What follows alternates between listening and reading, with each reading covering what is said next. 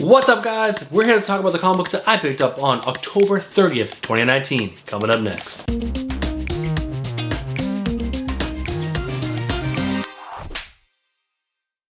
What's up, guys? My name is Bruce Monroe, and welcome to the channel, and welcome to another episode of Comic Book Reviews, a weekly series where I give you my thoughts and my reviews of the comic books that I picked up on New Comic Book Day, and today is October 30th, 2019. That's right, guys, we made it to the end of October, and that just means we got November, and then December, and then it's 2020. Can you guys believe it? It's gonna be 2020. There's so many good things happening in 2020. So many good movies, so many good comic books, so many good TV shows.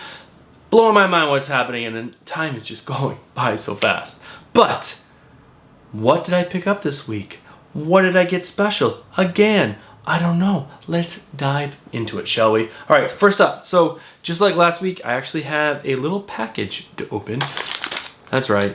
My son Nate wanted to go back to the mall, and so I was like, all right, we can go back to the mall only if we go to Newbury Comics and pick up another one of these. And I didn't actually know that there's actually multiple series of these. So this is Black and White Batman. And this is, I guess, from the series 2. And there's a bunch of really cool, hopefully this focuses, things. There's a mystery one, and I found out that's actually Harleen. There's a bunch of cool Batmans. Should we pop it open and see what it is? I think we shall. A little freshly pulled.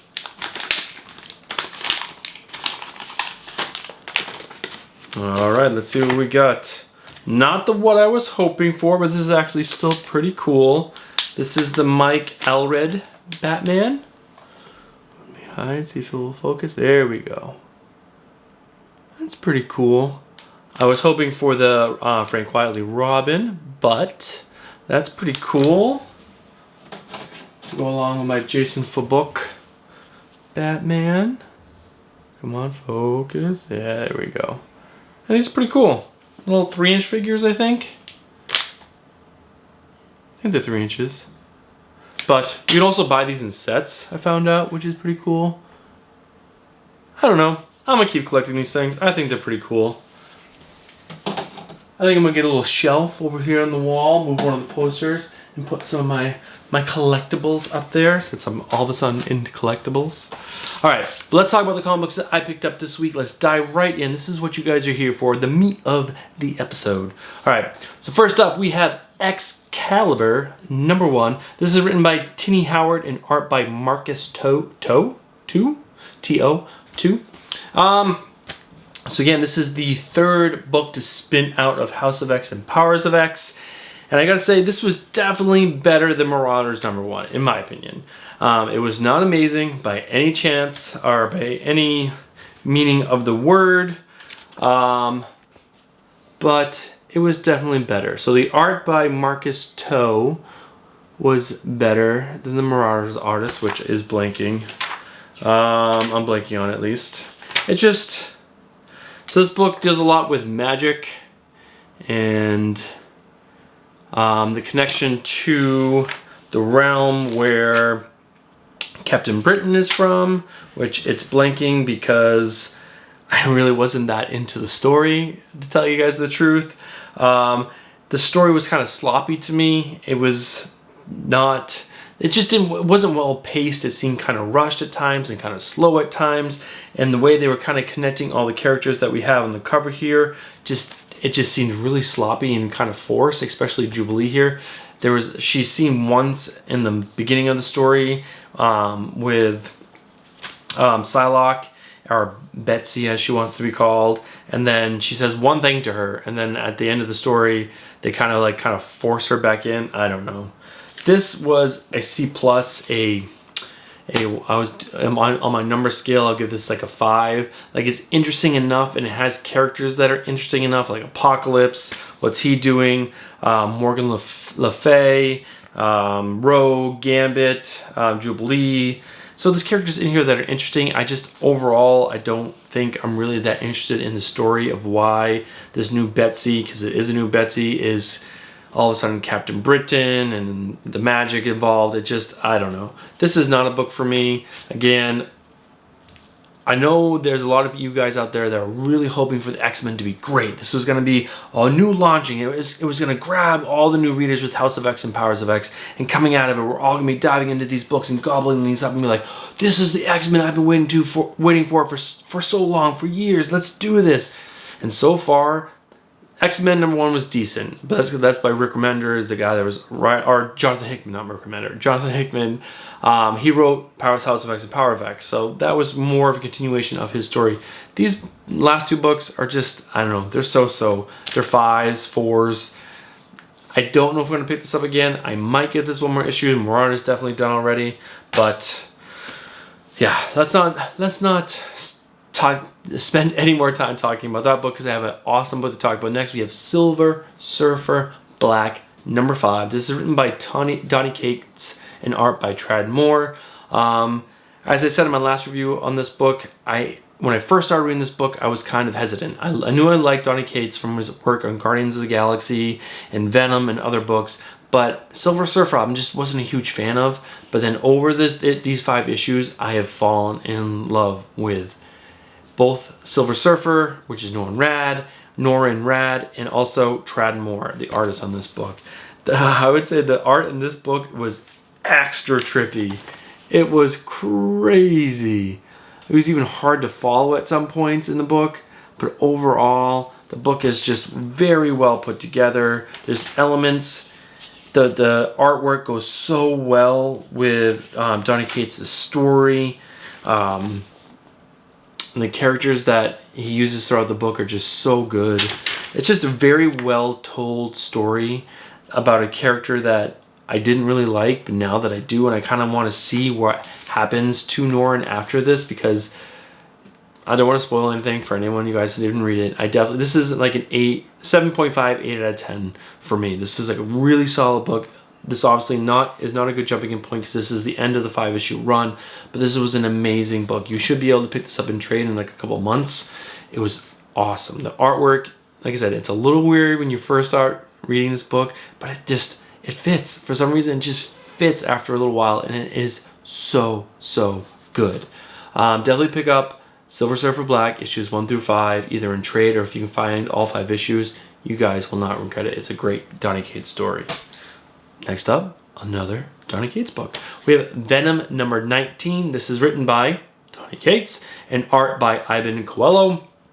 And again, this is another really fun book. It wasn't amazing by any chance. This is not like a 9 out of 10 or 10 out of 10, but this is more like 6.5, 7 out of 10 book. It's really solid. It's fun and it's engaging. It's dealing with Dylan, which is Eddie Brock's son, which Dylan thinks it's his brother, and we're also dealing with Sleeper, this guy over here with the symbiote, and there's some cool twists in this story with Dylan and Sleeper.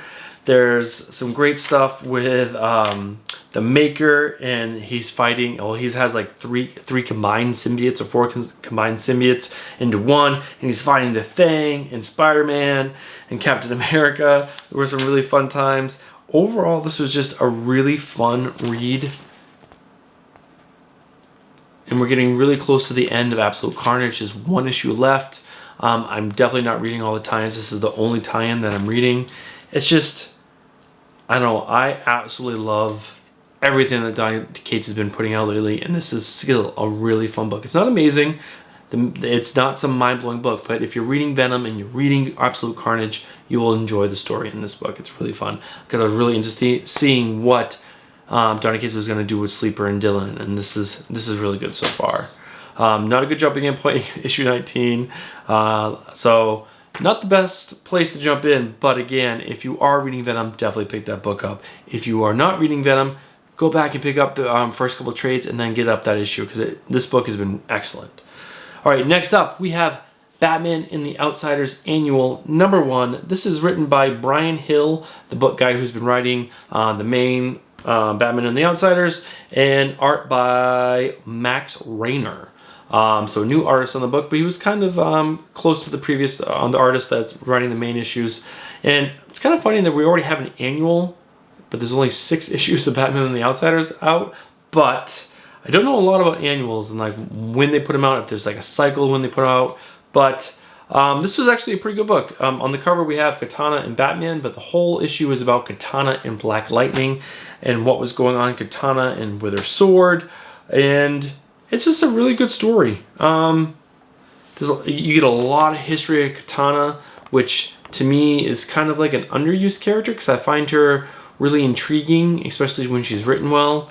And she's got like a twisted, corrupted past, and she's constantly dealing with stuff. Black Lightning has been written great by Brian Hill. Really enjoying his Jefferson. And it's just really cool to see a whole lot of backstory about Katana. So if you are reading Batman and the Outsiders, this is really fun. If you're not, you're definitely going to be lost. So this is not like an issue for new readers to pick up. You should be reading the main storyline to enjoy this book. But this was, if you are reading Batman and the Outsiders, this was definitely a fun book. It's like a 6.57. Fun, not amazing. It is kind of like a thick issue or like an oversized issue. It was $4.99. A lot of the books I picked up this week were $4.99. I was like, oh, it's kind of a light week. And then I get to the cash register. I'm like, ouch, not so light. But again, good artwork, good story overall if you're reading the main stuff, and it was great to see more Katana. Alright, next up we have Batman Annual #1. This is written by Tom King and art by Jorge Fornes and Mike Norton.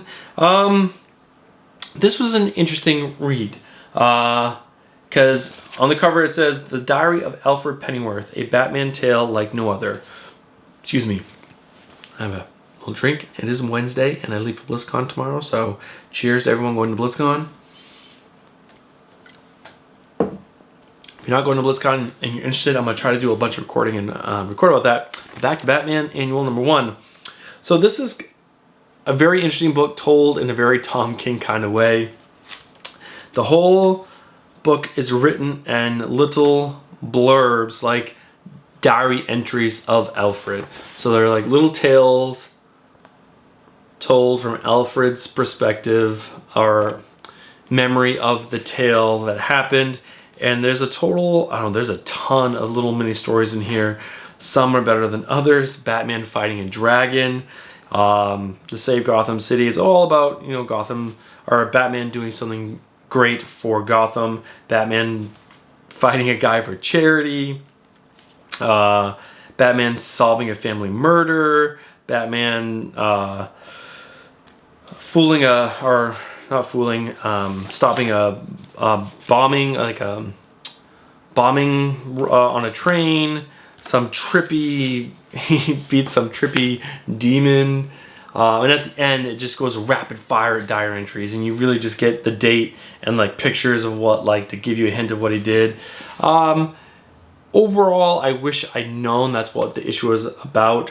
This is in my weekly pulls, so I didn't even think about it. I just picked it up. I wish I would have looked at the books. I probably wouldn't have picked this book up. It really wasn't that interesting. Overall, it was kind of fun. If you're a Batman fan, you're an Alfred Pennyworth fan. But again, it was $5. It's probably worth $2. And it has nothing to do with what's going on with the Tom King run right now. So, yeah. This is more of like a 4 out of 10 because it really wasn't that interesting, but the artwork is pretty good.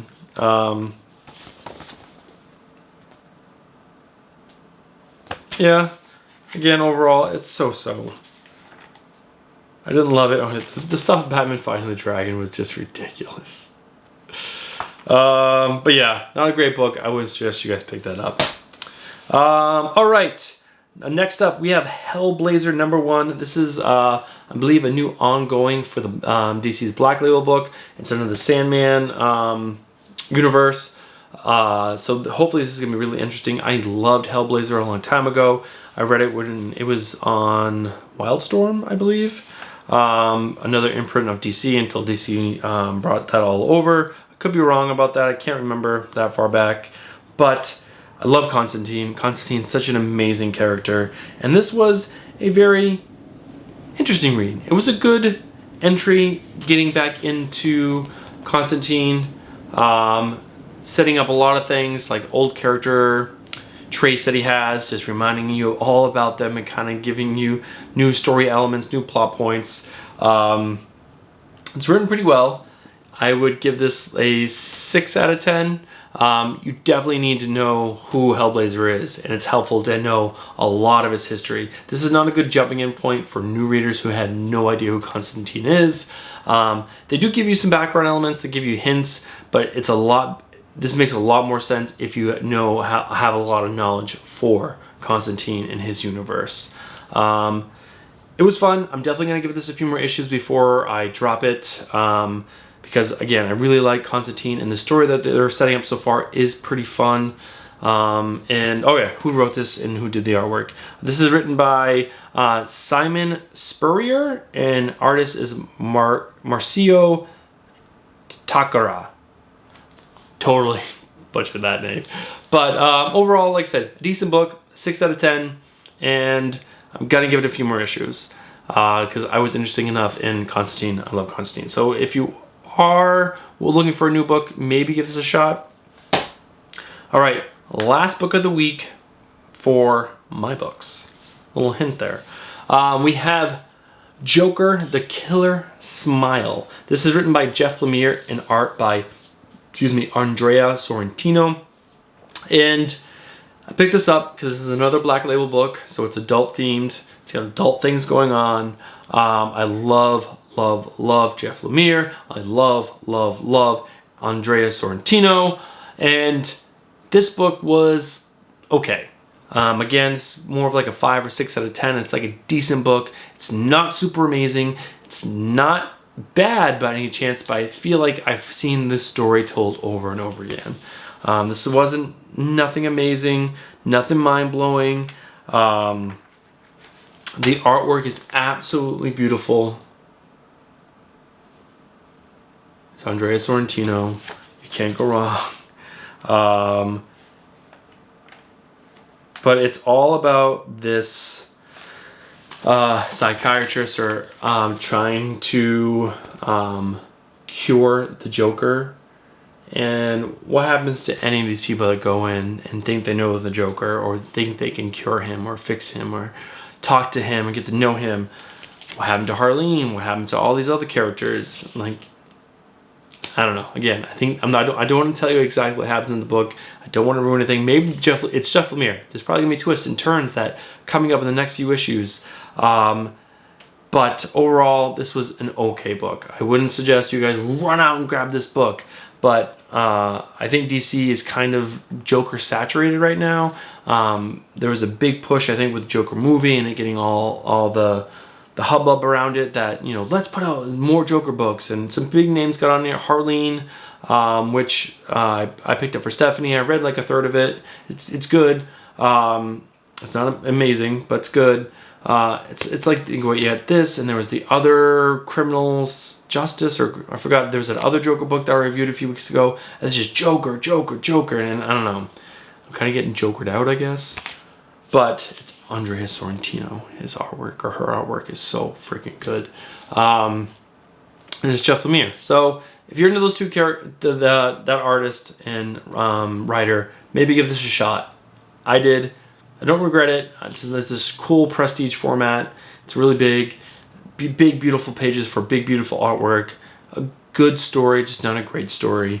And yeah, that's my review of Joker, the Killer Smile.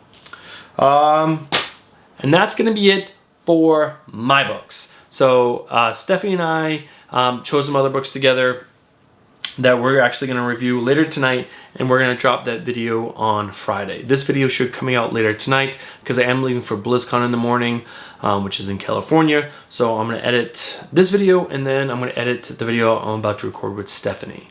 And those books, I don't want to, I am going to spoil it.